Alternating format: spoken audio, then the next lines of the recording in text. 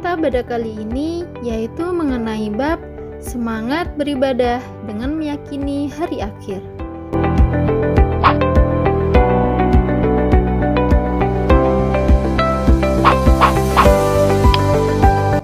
Dan di sini kita akan mempelajari mengenai beberapa indikator, yaitu yang pertama hari akhir menurut Al-Quran, kemudian yang kedua hari akhir menurut ilmu pengetahuan, dan yang ketiga bukti indrawi terjadinya hari akhir.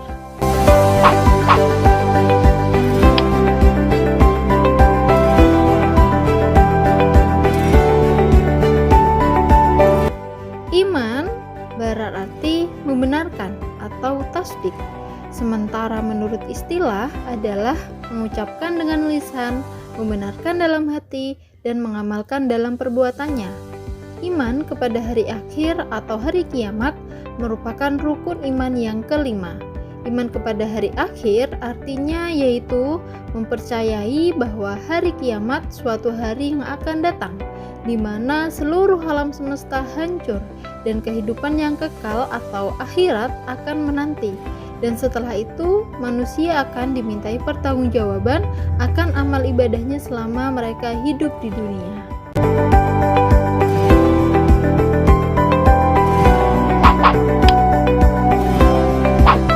Baik, di sini yang pertama kita akan mempelajari mengenai hari akhir menurut Al-Quran.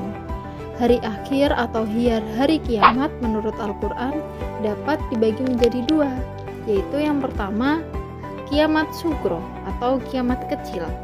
Kiamat sugro adalah peristiwa datangnya kematian bagi semua makhluk termasuk manusia yang bersifat lokal maupun individu.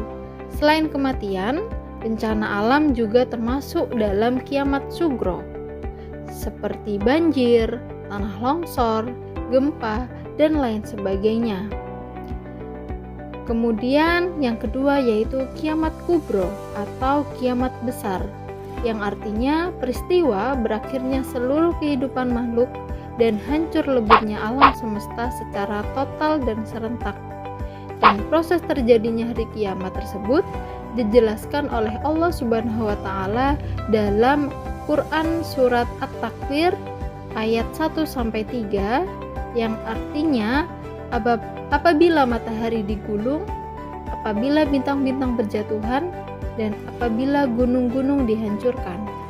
Kemudian dalam Quran surat Al-Zalzalah dijelaskan peristiwa terjadinya hari kiamat dimulai dengan datangnya gempa yang sangat dahsyat. Berdasarkan ayat-ayat tersebut, peristiwa kiamat merupakan kejadian yang sangat hebat, yaitu tatkala malaikat Israfil meniup sangkakala, kemudian bumi diangkat, gunung-gunung dibenturkan, dan terjadilah kerusakan yang hebat. Langit pecah bergelagar, benda-benda bumi pun bertebaran laksana kabut, sementara manusia akan kacau balau kebingungan, hanya Allah Subhanahu wa taala saja yang maha kekal.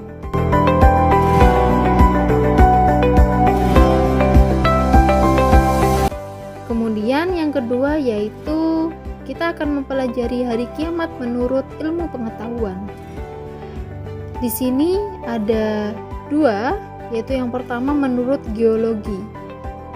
Menurut geologi, bumi terjadi dari gas yang berputar.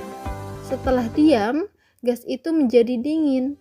Maka gas yang berat mengendap ke bawah dan yang ringan berada di atas. Melalui proses evolusi yang lama sekali, gas bagian luar mengeras menjadi batu, kerikil, pasir, dan sebagainya. Sedangkan bagian tengah masih panas. Zat panas bercampur lava, lahar, batu, dan pasir panas. Bumi beredar karena adanya daya tarik matahari terhadap bumi berkurang.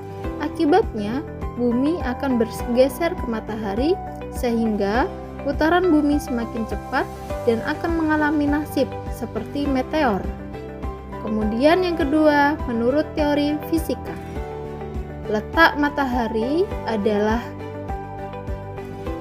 149.597.870,7 km jauhnya dari bumi.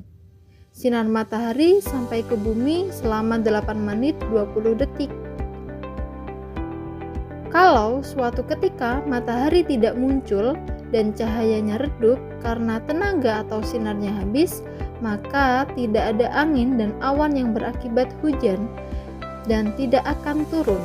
Selanjutnya, gunung-gunung akan meletus, ombak bergulung-gulung, air laut naik sehingga hancurlah bumi ini. Kemudian yang terakhir yaitu bukti indrawi terjadinya hari akhir. Imam At-Tabari dan Ibnu Katsir berpendapat bahwa telah diperlihatkan peristiwa-peristiwa yang menakjubkan di dunia sebagaimana berikut. Yang pertama yaitu peristiwa pembunuhan yang dipermasalahkan oleh Bani Israel akan dihidupkan kembali oleh Allah Subhanahu wa taala hanya dengan perantaraan daging sapi yang dipukulkan dengan tubuh orang yang terbunuh.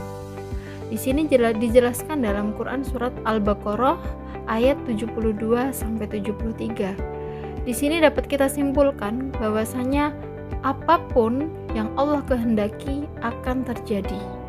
Kemudian peristiwa yang kedua yaitu peristiwa Nabi Ibrahim dan burung-burung yang dicincangnya kemudian diletakkan di tiap-tiap bagian di atas bukit. Lalu Allah berfirman, "Panggillah, niscaya mereka datang kepadamu dengan segera." Kedua informasi di atas dapat dijelaskan di dalam Al-Quran, tetapi bukan merupakan berita langsung bahwa hari akhir akan datang, melainkan informasi atau sejarah tentang peristiwa yang pernah terjadi dan menjadi bukti secara indrawi bahwa kiamat akan datang.